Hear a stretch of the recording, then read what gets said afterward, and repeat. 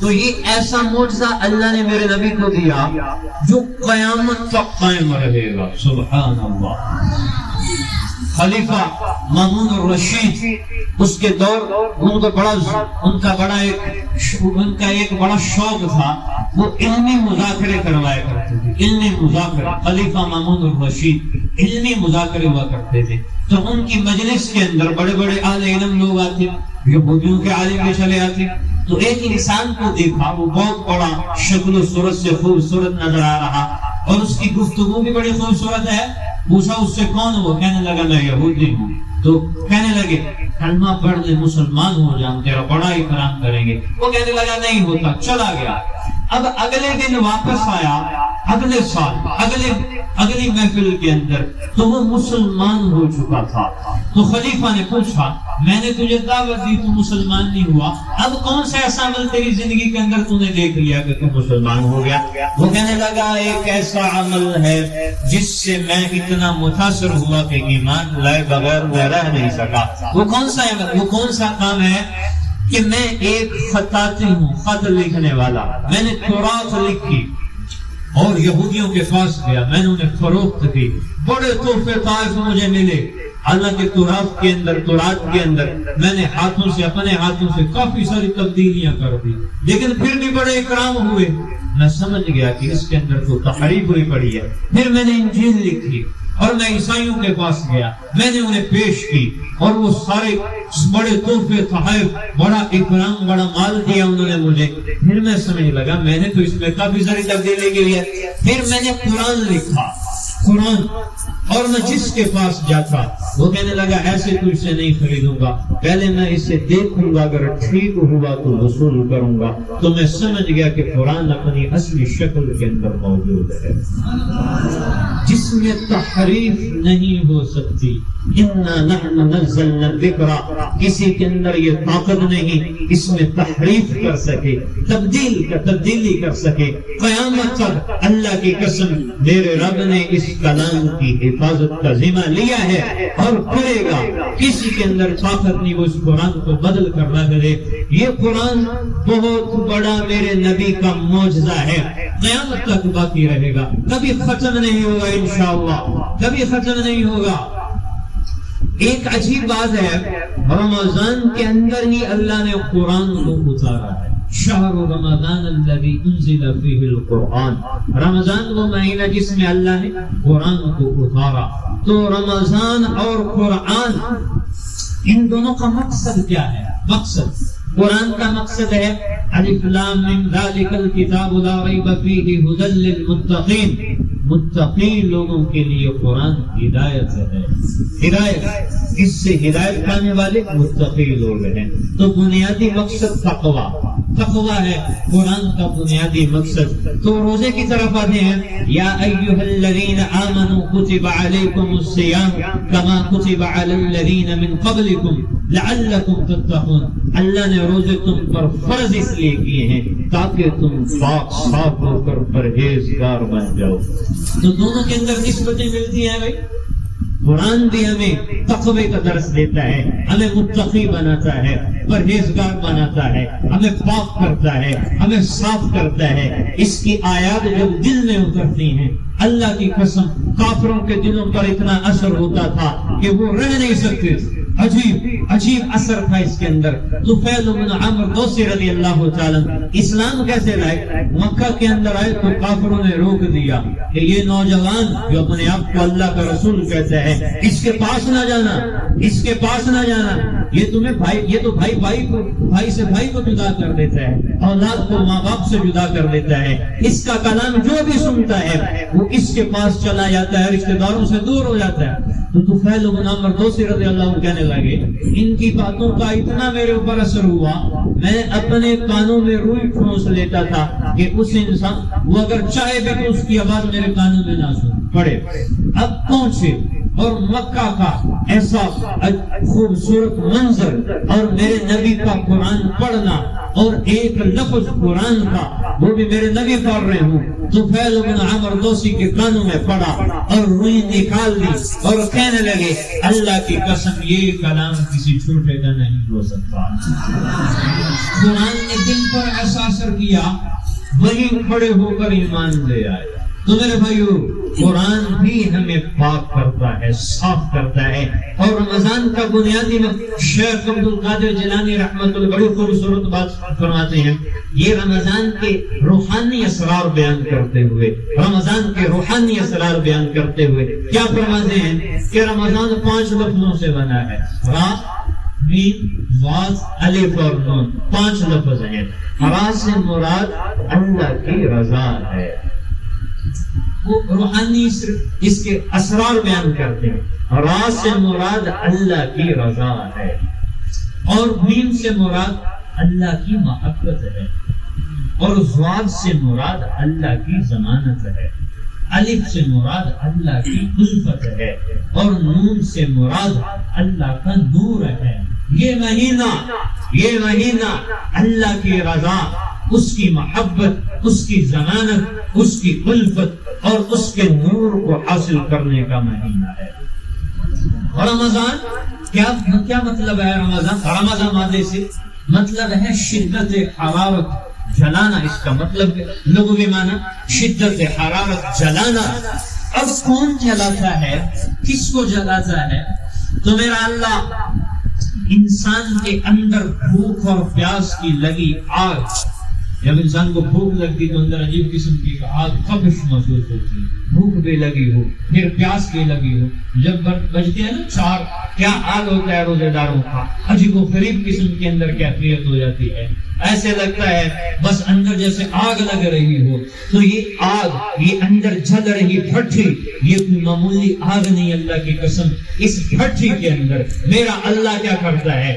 انسان کے پچھلے گناہ جو اس نے دن کو کیے، جو رات کو کیے، زبان سے کیے، ہاتھوں سے کیے، آنکھوں سے کیے، کانوں سے کیے، پاؤں سے کیے، جتنے بھی اس کی زندگی کے گناہ ہیں وہ سارے میرا اللہ اس بھٹی کے اندر جلا کر اسے پاک کر دیتا ہے اور اعلان کر دیتا ہے کہ میں نے روزہ دار کو معاف کر دیا.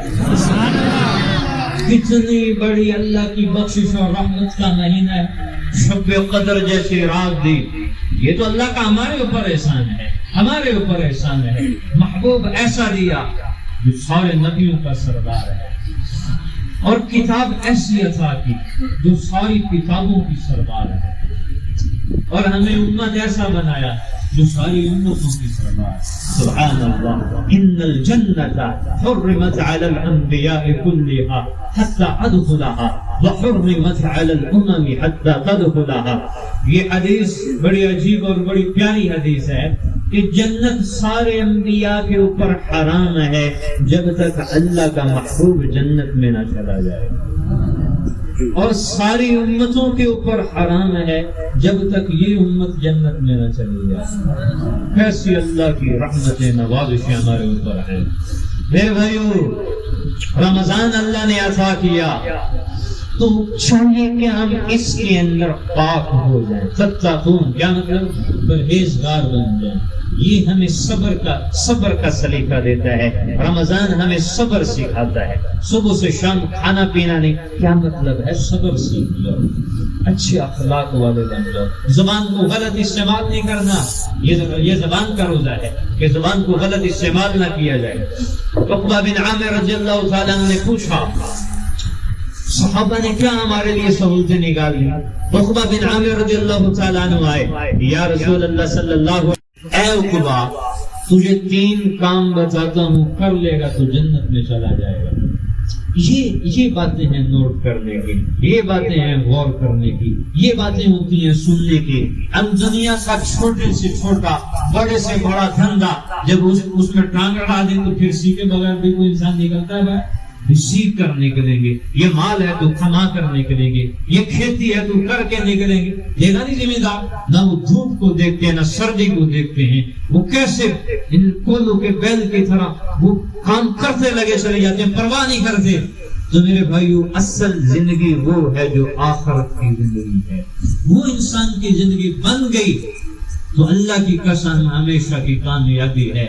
اگر آخرت کی زندگی برباد ہو گئی تو ہمیشہ کی ناکامی ہے.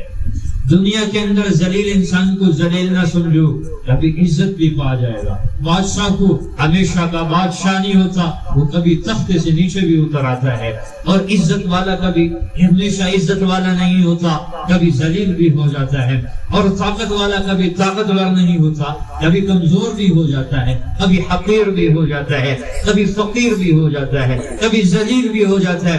اللہ کی قسم کتنے ایسے لوگ تھے جو پیدائشی بڑے مالدار بادشاہوں اور سلطانوں اور جاگیروں اور بڑے بڑے سرداروں کی اولاد تھی، لیکن اپنی ہی زندگی کے اندر انہیں مانگنے کی نوبت آ گئی۔ اپنی زندگی کے اندر تکبر کبھی نہ کرو، کسی کو حقیر کبھی نہ سمجھو، کسی کو فقیر کبھی نہ سمجھو، کسی کو کمزور کبھی نہ سمجھو، اپنے آپ کو سب سے بڑا کمزور سمجھو کہ میں عاجز ہوں۔ جب انسان یہ کہتا ہے میں عاجز ہوں تو اللہ اسے بلندیاں عطا کرنا شروع کر دیتا ہے، اور جو کہتا ہے میں بڑا طاقتور ہوں وہ اللہ کی نظروں میں گرنا شروع ہو جاتا ہے۔ عقبہ بن عامر رضی اللہ تعالیٰ نے پوچھا یا رسول اللہ صلی اللہ علیہ وسلم کون سے ایسے کام ہیں میں وہ کروں تو میں جنت میں چلا جاؤں گا؟ تو میرے نبی نے فرمایا صلی اللہ علیہ وسلم عقبہ 3 کام کر لے تو جنت میں چلا جائے گا۔ یا رسول اللہ صلی اللہ علیہ وسلم کون سے 3 کام؟ تو پہلا کام یہ کر اپنی زبان کو کبھی غلط استعمال نہ کرنا، اپنی زبان کو کبھی غلط استعمال نہ کرنا۔ ایک صحابی رسول ہے صلی اللہ علیہ وسلم ابو دجانہ، وہ فوت ہوئے قریب تھے تو ان کا چہرہ پہلے سے بھی زیادہ روشن ہو گیا۔ اب جو بھی آ کر پوچھتے ہیں ابو دجانہ پہلے سے بھی چہرہ روشن ہے، کون سے ایسے کام کرتے ہو جس کی وجہ سے اللہ نے یہ انعام دیا؟ تو فرمانے لگے میں نے زندگی میں اپنی زبان کو کبھی غلط استعمال نہیں کیا، اور دوسرا یہ کام ہے میں اپنے دل کے اندر کبھی کسی کی نفرت نہیں رکھتا۔ آج ہمارے دل ہمارے اندر نفرتوں سے سا ہوئے پڑے ہیں، دل کے اندر نفرت ہی نفرت ہے، کینہ ہی کینہ ہے، بغض ہی بغض ہے، حسد ہی حسد ہے، عداوت ہی عداوت ہے، نفرت اور دشمنی کے اندر یہ دل بھرا پڑا ہے۔ میرے بھائیو، اللہ نے یہ دل اس لیے تو نہیں دیا تھا کہ اس کے اندر نفرتیں بٹھائیں، یہ دل تو اللہ کی محبت کے لیے تھا، یہ دل تو اچھے اخلاق اور اچھائی کی اچھائیاں سمیٹنے کے لیے تھا۔ ہم اس کے اندر ایسے مہینے کے اندر، اس مہینے کے اندر بھی کافی سارے کتنے لوگوں سے میں نے سنا، باتیں سنی کہ یار میں ہلے تک انہیں نہیں بلایا، میں ہلے تک انہیں نہیں بلایا، اسی بولنا چھڑا ہے، نہیں بول رہا تھا نہ بولو، اس مہینے کے اندر نہیں بول رہا تھا نہ بولو، ساڈا مرنا پرنا ختم۔ کیسے کیسے دعوے کرتے ہیں لوگ، چھوٹی معمولی بات پر ساڈا مرنا برنا ختم، عورت ہے چھوٹی سی غلطی نکل جا میرے گھروں۔ یہ انسان ہے۔ اس مہینے کے اندر میرے بھائیو جو جرم ہیں ان سے توبہ کر لو، توبہ کر لو۔ اگر کسی سے غلطی ہوئی ہے معافی مانگو، معافی مانگنے کے اندر عزت میں کمی نہیں آتی، اور معاف کرنے کے اندر عزت میں کمی نہیں آتی۔ میرے نبی کا فرمان ہے معاف کرنے اور معافی مانگنے میں عزت میں کمی ہو تو قیامت کے دن میرے پاس آ جانا۔ میرا نبی کہہ رہا ہے معاف کرنے سے عزت میں کمی نہیں ہوتی۔ جو انسان کسی سے تعلق قطع کیے ہوئے، قطع تعلق کے اندر مبتلا ہے، فوراً توبہ کرو، اس مہینے کے اندر پکی توبہ کرو۔ کافی سارے ایسے جرم ہیں کہ لیلۃ القدر کے اندر بھی اس انسان کی بخشش نہیں ہوتی جس انسان کے اندر یہ جرم ہو۔ لیلۃ القدر جیسے رات میں اس انسان کی بخشش نہیں ہوتی۔ پہلا وہ انسان جو ماں باپ کا نافرمان ہو۔ اس مہینے کے اندر، جس مہینے میں میرا رب یہ کہتا ہو ہے کوئی بخشش مانگنے والا، ہے کوئی علم مستغفر فاغفر له، ہے کوئی معافی مانگنے والا، ہر رات میرے رب کی رحمت جوش مارتی ہے، اعلان ہوتے ہیں، ہے کوئی معافی مانگنے والا میں اسے معاف کروں۔ اس مہینے کے اندر بھی اس انسان کی بخشش نہیں ہوتی جو ماں باپ کو ستانے والا ہو۔ حالات کیسے سیدھے ہو، ماحول کیسے خوشگوار ہو، زندگی میں سکون کیسے ہو، جب باپ ڈرتا پھر رہا ہو کہ بیٹا دھکے مار کر باہر نہ نکال، کیسے حالات سیدھے ہوں؟ جب میں اس حال میں ہوں اور وہ اپنی زبان کو سی کر بیٹھی ہوئی ہوں کہ کہیں بیٹھی اور دھی یہ نہ کہہ دے کہ اماں تو زبان بند کر دے، تو بولنا نہیں پتا، ذلیل نہ کر دے، تو حالات کیسے درست ہوں، رحمتیں کیسے نازل ہو، گھر میں اطمینان کیسے ہو، خوشگواری کیسے ہو، بیماریاں کیسے دور ہوں، مصیبتیں کیسے ختم ہوں۔ یہ تب ہی ہوتی ہے نا جب انسان گناہوں کے جب ڈھیر لگا دیتا ہے، جب گناہ چڑھ جاتے ہیں، پھر اللہ پاک کی طرف سے ایسے فیصلے اترا کرتے ہیں۔ تو پہلا وہ انسان جو ماں باپ کا نافرمان ہو، اس کی شب قدر کے اندر بھی مغفرت نہیں ہوتی۔ اگر سچی توبہ کرتے تو معافی مل سکتی، یہیں بیٹھ کر موقع اللہ نے دیا ہے۔ رمضان دے دیا کہ اللہ پاک کا بہت بڑا احسان ہے، خوش قسمتی ہے، اللہ نے ہمیں رمضان دے دیا۔ اس مہینے کا یہی مسجد میں بیٹھ کر آپ خود نہیں آئے، میرے اللہ نے چاہا تو آپ دوڑے لگے آئے مسجد کے اندر۔ کتنے لوگ ایسے جو اس مہینے کے اندر اس وقت بھی کتنے بڑے بڑے جرموں کے اندر، گناہوں کے اندر مبتلا ہوں گے، لیکن اللہ نے چاہا، اللہ کی رحمت نے سمیٹا اور تم دوڑے لگے چلے آئے مسجد کے اندر۔ اللہ کی قسم یہ اللہ کی چاہت ہے، تمہاری کوئی چاہت نہیں، تمہاری کوئی طاقت نہیں کہ تم اللہ کے گھر میں چلے جاؤ۔ یہ میرے رب کی رحمت ہوئی، اس نے چاہا تو مسجد میں دوڑے چلے آئے۔ تو یہ اس جرم سے ہم نے توبہ کر دی۔ اب یہیں بیٹھ کر ماں باپ کو کبھی تنگ نہیں کریں گے، ستائیں گے نہیں، جو کوتاہیاں ہوگی ابھی جا کر معافی مانگیں گے، توبہ کریں گے، اللہ ہمیں معاف کر دے گا۔ اور دوسرا بڑا جرم شب قدر میں جس کی معافی نہیں ہوتی، شراب پینے والا۔ قیامت کے دن جہنم کے اندر ایک حوض ہے، حوض، اس میں سارے جہنمیوں کا گند، خون، پیشاب اکٹھا ہو رہا ہے۔ پھر اس حوض کو کھولایا جا رہا ہے، وہ ابلنا شروع ہو جائے تو یہ کن کو پلایا جائے گا؟ جو دنیا کے اندر شراب پینے والا ہے، شراب پینے والوں کو پلایا جائے گا۔ شب قدر میں معافی نہیں۔ پھر بھائیو یہ کہاں کی زندگی ہے؟ انسان شراب پی کر چھوڑا ہوا تھے، دنیا تو ختم ہو جائے گی، زندگی تو ختم ہو جائے گی۔ اصل عزت تو وہ ہے جو اللہ دے، اصل مقام تو وہ ہے جو اس کے نبی نے ہمیں عطا کیا ہے۔ گناہوں کو چھوڑ دو، شراب جو بھی جس کے اندر کمی کوتاہی، ابھی بیٹھ کر ہم توبہ کریں گے، اللہ ہمیں معاف کر دے۔ اور تیسرا جرم دل میں کینہ اور نفرت پالنے والا، اس کی بھی اس مہینے کے اندر بخشش نہیں ہوتی۔ دل میں محبتیں بٹھاؤ، بڑوں کا ادب، چھوٹوں پر شفقت، عزیزوں، رشتہ داروں، ایک دوسرے کے حقوق دل کے اندر بٹھاؤ، محبتیں سماؤ۔ نفرتیں تو پہلے بے شمار ہیں، ہر انسان کو نفرت سے بھرا پڑا ہے۔ میرے بھائیو، دل کو اللہ نے دیا اپنی محبت کے لیے، اس میں ایک دوسرے کی محبت ہونا چاہیے۔ کمیوں کا نہ دیکھو، کمیوں کا نہ دیکھو، اچھائیوں کو دیکھو۔ اللہ کی قسم محبتیں آنا شروع ہو جائیں گی۔ ہم لوگوں کی برائیاں دیکھتے ہیں، اچھے لوگوں میں بھی برائیاں ڈھونڈتے ہیں، اچھے لوگوں میں برائیاں ڈھونڈتے ہیں۔ کسی کی کمیوں کو تلاش نہ کرو، نیکیاں دیکھو، اچھائیاں دیکھو۔ تو تیسرا بڑا جو شب قدر میں معافی نہیں ہوتی، دل میں کینہ اور بغض رکھنے والا، اس کی شب قدر کے اندر بھی معافی نہیں ہوتی۔ تو میرے بھائیو، میں اب واپس آتا ہوں اس واقعے کی طرف جو جہاں سے ہم بات چلی تھی۔ عقبہ بن عامر رضی اللہ تعالیٰ عنہ نے پوچھا تھا، یا رسول اللہ صلی اللہ علیہ وسلم، کون سے ایسے کام ہے میں کروں تو میں جنت میں چلا جاؤں گا؟ تو میرے نبی نے فرمایا، پہلا کام زبان کو کبھی غلط استعمال نہ کرنا، اور دوسرا کام اپنا زیادہ وقت گھر میں گزارنا، بازاروں میں نہ گزارنا۔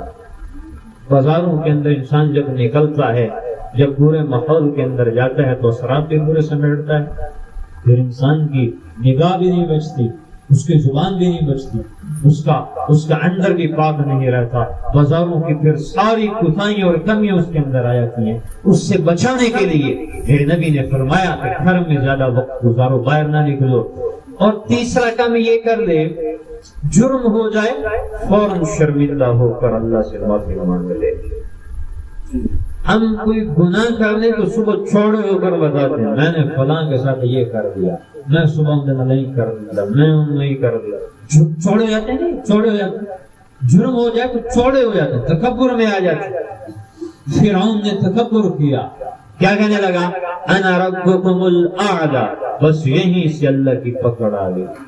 ایسے تختہ اڑا اور ایسے ذلیل کیا کہ اللہ نے بعد والوں کے لیے عبرت بنا کے رکھ دیا کہ جس انسان کے دل کے اندر تکبر آ جائے پھر فوراً اللہ کی پکڑ آ جایا کرتی ہے. تو گناہ ہو جائے فوراً شرمندہ ہو جاؤ، معافی مانگ لو، فوراً اللہ سے توبہ کرو.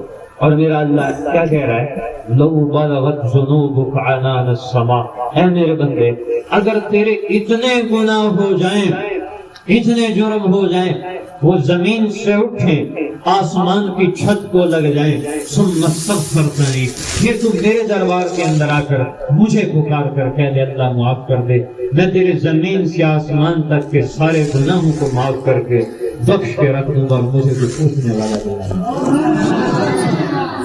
ایسی اللہ کی رحمت ہے. ایسا مہینہ، سارے مہینوں سے افضل مہینہ رمضان کا مہینہ، ساری کتابوں سے افضل کتاب قرآن جو اللہ نے ہمیں عطا کی ہے. میرے بھائیو ایک عجیب واقعہ ذہن کے اندر آ گیا. یہودیوں کا ایک بہت بڑا عالم تھا، وہ یہودیوں کو واعظ کر رہا. تو وہاں بایزید بستانی، خواجہ بایزید بستانی رحمت اللہ علیہ اس محفل کے اندر پہنچے جس میں وہ واعظ کر رہا تھا. وہ یہودیوں کا بڑا عالم. تو جیسے ہی خواجہ بایزید بستانی رحمت اللہ علیہ اس مجلس میں پہلا ہی قدم رکھا نہیں کہ اس عالم کی بولتی بند ہو گئی، زبان بند ہو گئی. اب خاموش ہے. لوگ پوچھتے ہیں حضرت کیا ہوا؟ وہ کہنے لگا دخل فینا محمدی، مجھے ایسے لگتا ہے جیسے ہماری محفل میں کوئی محمدی آ چکا. تو لوگوں نے کہا حضرت اشارہ کریں ابھی اس کو قتل کر دیتے ہیں. فرمایا نہیں. کہنے لگا نہیں، وہ کھڑا ہو جائے میں چند سوال کرتا ہوں، ان چند سوالوں کے جواب مجھے چاہیے. تو خواجہ بایزید بستانی رحمت اللہ علیہ کھڑے ہو گئے. وہ کہنے لگا میں چند سوال کرتا ہوں، جواب دے گا؟ تو خواجہ صاحب کہنے لگے ہاں بھی کچھ جواب دوں گا. وہ کہنے لگا پہلا میرا سوال یہ ہے بتا وہ ایک ہے جس کا دوسرا کوئی نہیں. تو خواجہ بایزید بستانی رحمت اللہ علیہ کہنے لگے اللہ احد، اللہ ایک ہے، اس کا کوئی شریک نہیں. وہ اپنی ذات میں بھی اکیلا ہے، اپنی صفات میں بھی اکیلا ہے، حاجت روا بھی اکیلا ہے، مشکل کشا بھی اکیلا ہے. اس کے علاوہ نہ کوئی حاجت روا، نہ مشکل کشا، نہ اس کی ذات میں اس کا کوئی شریک ہے، نہ اس کی صفات میں اس کا کوئی شریک ہے. قل هو اللہ احد، اکیلا ہے. تو وہ کہنے لگا یہودیوں کا عالم وہ دو بتا جس کا تیسرا کوئی نہیں. تو خواجہ بایزید بستانی رحمت اللہ علیہ فرمانے لگے اللیل والنہار، دن اور رات دو ہیں، تیسری کوئی شے نہیں. وہ کہنے لگا تین بتا چوتھا جس کا چوتھا نہ ہو. فرمایا لوح قلم کرسی، یہ تین ہیں، چار نہیں. وہ کہنے لگا چار بتا پانچ نہ ہو. فرمایا اللہ نے آسمانوں سے چار کتابیں اتاری ہیں، تورات، انجیل، زبور اور قرآن، پانچویں نہیں اتاری. وہ کہنے لگا پانچ بتا چھ نہ ہو. فرمایا دن اور رات کے اندر اللہ نے ہمارے اوپر 5 نمازیں فرض کی ہیں، چھٹی کوئی نہیں. وہ پوچھنے لگا 6 بتا جس کا 7واں نہ ہو. فرمایا الذی خلق السماوات والارض فی 6 ایام، اللہ نے زمین اور آسمان کو 6 دن میں پیدا کیا ہے، 7ویں میں نہیں. وہ پوچھنے لگا 7 بتا جس کا 8واں نہ ہو. فرمایا الذی خلق 7 سماوات طباقا، زمین اور آسمان 7 ہیں، 8 نہیں. وہ کہنے لگا 8 بتا نہ ہو. فرمایا وَيَحْمِلُ عَرْشَ رَبِّكَ فَوْقَهُمْ يَوْمَئِذٍ ثَمَانِيَةٌ، اللہ کے عرش کو اٹھانے والے 8 فرشتے ہیں، 9 نہیں. وہ کہنے لگا 9 بتا 10 نہ ہو. فرمایا صالح علیہ السلام کی قوم میں 9 بدماش تھے، 10 نہیں. وہ کہنے لگا 10 بتا 11 نہ ہو. فرمایا حج کے ارکان میں، کوئی حاجی بیٹھے ہوں گے ہمارے اندر ماشاءاللہ بہت سارے ہوں گے، حج کے ارکان میں اگر غلطی ہو جائے تو 10 روزے رکھنے پڑتے ہیں، 11 نہیں. وہ پوچھنے لگا 11 بتاؤ، 12 نہ ہو. فرمایا یوسف علیہ السلام کے 11 بھائی تھے، 12 نہیں. فرمایا 12 بتاؤ، 13 نہ ہو. فرمایا سال کے اندر 12 مہینے ہیں، 13 نہیں. پھر وہ پوچھنے لگا بتاؤ سب سے افضل مہینہ کون سا ہے، سب سے افضل مہینہ کون سا ہے؟ جس کی مناسبت سے مجھے یہ سارا واقعہ ذہن کے اندر آیا. سب سے افضل مہینہ کون سا ہے؟ تو خواجہ بایزید بستانی رحمۃ اللہ علیہ فرمانے لگے سب سے افضل مہینہ رمضان المبارک کا مہینہ ہے. پھر وہ پوچھنے لگا سب سے افضل کتاب کون سی ہے؟ فرمایا قرآن سب سے افضل کتاب ہے. پھر وہ پوچھنے لگا سب سے افضل دن کون سا ہے؟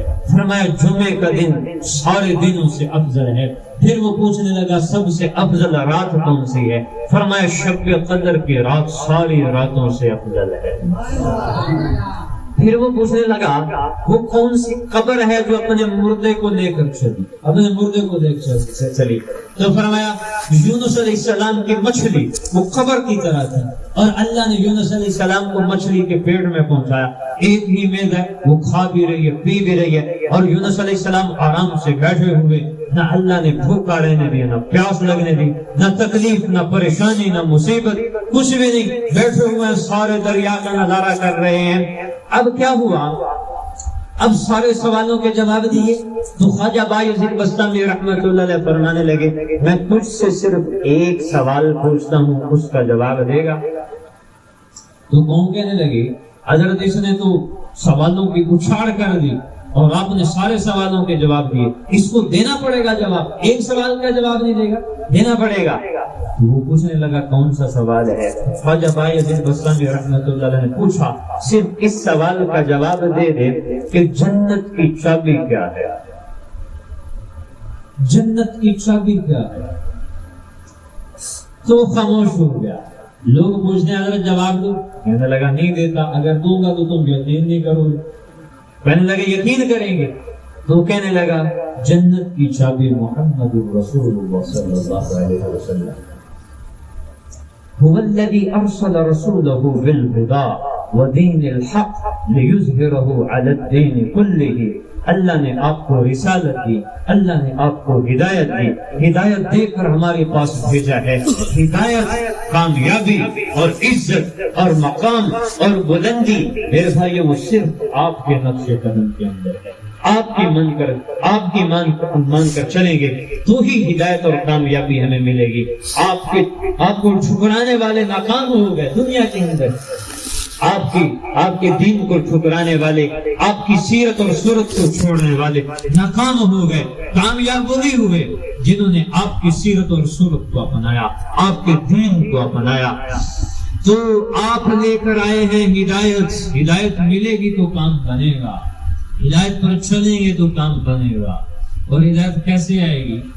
جب انسان خود کوشش کرتا ہے، جب وہ خود اس کے دل کے اندر یہ شوق یہ اندر بیدار ہو جاتا ہے، نفس کو چھوڑ دیتا ہے، اس کی خواہشات کو توڑ کے رکھ دیتا ہے، اور صرف مولا اور اللہ کے حکم اور اس کی محبت دل کے اندر آ جاتی ہے، پھر ہی میرے بھائیو ہدایت ملتی ہے۔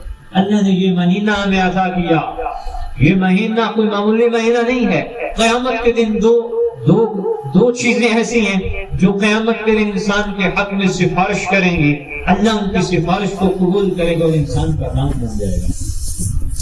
وہ کون سی دو چیزیں ہیں؟ الصیام والقرآن یشفعان للعبد، قرآن ہے اور روزہ ہے۔ صیام، روزہ اور قرآن کیا کہے گا؟ اے اللہ اس نے سارا دن روزہ کہے گا، سارا دن بھوک اور پیاس کو برداشت کیا، کچھ نہیں کھایا پیا، اور اس نے سب کچھ برداشت کیا میری خاطر، اے اللہ میں اس کی سفارش کرتا ہوں قبول فرما۔ قرآن کیا کہے گا؟ اے اللہ اس نے دن کو بڑی مشقتیں برداشت کی اور رات کو میرے دربار میں کھڑا ہوا، مجھے سنا۔ من قام لیلۃ من صام رمضان ایمانا واحتسابا غفر له ما تقدم من ذنبه، اور دوسرا من قام رمضان ایمانا واحتسابا، جس نے لیلۃ القدر کے، جس نے رمضان کی رات کو تراویح کے اندر کھڑے ہو کر قرآن سنا، میرا اللہ کہتا ہے میں اس کے سارے پچھلے گناہوں کو معاف کر دیتا ہوں۔ تو تراویح میں قرآن سننا یہ بہت بڑا آپ کا اللہ نے بہت آپ کو سعادت بخشی، پڑھنے والوں کے لیے بھی سعادت ہے، سننے والوں کے لیے بھی سعادت ہے۔ تو یہ کوئی معمولی عمل نہیں تھا، کتنی ساری زندگی کی خطاؤں کو اللہ معاف کر دیتا ہے۔ من قام رمضان ایمانا واحتسابا غفر له ما تقدم من ذنبه، پچھلے سارے گناہ معاف۔ تو رمضان کی تراویح ایک سجدے پر اللہ آپ کو 1500 نیکی عطا کرتا ہے، ایک سجدے پر۔ تو 20 رکعت اور 40 سجدے ہوئے 40 سجدوں کے اوپر جو انسان 20 رکعت تراویح پڑھ کر چلا جاتا ہے اللہ اسے 60,000 نیکیاں عطا کرتا ہے۔ کیسے بخشش اور رحمت کا مہینہ ہے۔ تو قیامت کا دن ہوگا، قرآن کہے گا اللہ اس نے میرے لیے رات قرآن سنا، رات کو نیند چھوڑی، تھکاوٹ تھکا ہوا تھا پھر بھی کھڑا ہوا، قرآن سنا، قرآن پڑھا، میں بھی اس کے حق میں سفارش کرتا ہوں، میرا اللہ دونوں کی سفارش کو قبول کر کے اس کی بخشش کا فیصلہ فرما دے۔ دو انسانوں کے اندر حسد جائز ہے، دو انسانوں کے اندر حسد جائز ہے اور کسی جگہ میں حسد جائز نہیں۔ پہلا کون سی جگہ؟ جو قرآن پڑھنے والا ہو اور انسان کے دل میں یہ حسد پیدا ہو جائے اللہ مجھے بھی ایسا قرآن پڑھنے کا سلیقہ دے، میں بھی اس طرح قرآن پڑھوں، یہاں حسد کرنا جائز ہے۔ اب قرآن پڑھنے والے کی طرح قرآن کا شوق پیدا ہو جائے اور پڑھنا شروع کر دیں اور دل میں یہ حسرت ہو اللہ مجھے بھی یہ موقع عطا کرے میں بھی قرآن پڑھوں، تو یہاں حسد جائز ہے۔ اور دوسرا کون سا مقام ہے؟ جس انسان کو اللہ نے مال دیا ہو، مال، اور وہ اسے اللہ کے راستے میں خرچ کرے اور کسی انسان کے دل میں یہ شوق پیدا ہو جائے کاش اللہ مجھے بھی مال دیتا، میں بھی اس کے راستے میں ایسے خرچ کرتا۔ میرے بھائیو، آپ دیکھتے ہو کہ قرآن پڑھنے والے ننھے منھے بچے آپ کے سامنے ہیں، کتنی بڑی امانت کو اٹھائے ہوئے سمیٹے ہوئے اپنے سینے کے اندر، کہ جس امانت کو اللہ پہاڑوں پہ نازل کرتا تو پھٹ جاتے، اس کے خوف اور خشیت سے پہاڑوں نے اٹھانے سے انکار کر دیا، ہم نہیں اٹھا سکتے، اور اس امانت کی خشیت سے ڈر گئے، لیکن ایک 8 سال 9 سال کا بچہ اپنے سینے کے اندر اس امانت کو محفوظ کرنے چاہے۔ تو میرے بھائیو، قرآن پڑھنے والوں سے محبت کرو، جو ادارے ہیں ان کے ساتھ تعاون کرو، جتنا ہو سکے۔ آپ کا 1 روپیہ لگایا ہوا جب زندگی ختم ہو جائے گی، مرنے کے بعد پتہ چلے گا کہ اس روپے کی کیا قدر و قیمت تھی۔ انسان کو زندگی کے اندر پتہ نہیں چلتا، کیونکہ ہم دنیا کے اندر بن دیکھے کا سودا کرنے والے ہیں، دیکھ کر تو سارے ہی خرید۔ اگر کسی انسان کو پتہ چل جائے کہ اس فروٹ کے اندر یہ جو مال پڑا ہوا کتنا کھرا ہے کتنا کھوٹا ہے، تو بڑی آسانی سے وہ فیصلہ کر لے گا۔ تو میرے اللہ نے ہمیں یہ آگے والا راستہ بڑا آسان کر کے بتا دیا، یہ اچھائی کا راستہ ہے، یہ برائی کا ہے، لیکن بن دیکھے کا سودا ہے، اور ہم نے قربانی دینی ہے۔ قربانی چاہتا ہے دین، اس کے لیے ہم اپنی جان بھی قربان کریں، مال بھی قربان کریں، وقت بھی قربان کریں، جہاں وقت کی ضرورت ہو وقت دیں، جہاں مال کی ضرورت ہو مال کو خرچ کریں، اور جہاں تعاون کی ضرورت ہو تعاون بھی کریں، اور قرآن پڑھنے والوں سے محبت بھی کریں۔ اللہ کی قسم اس کا اجر ایسا اللہ آپ کو عطا کرے گا کہ آپ خوش ہو جائیں گے۔ اللہ عمل کرنے کی توفیق عطا فرمائے۔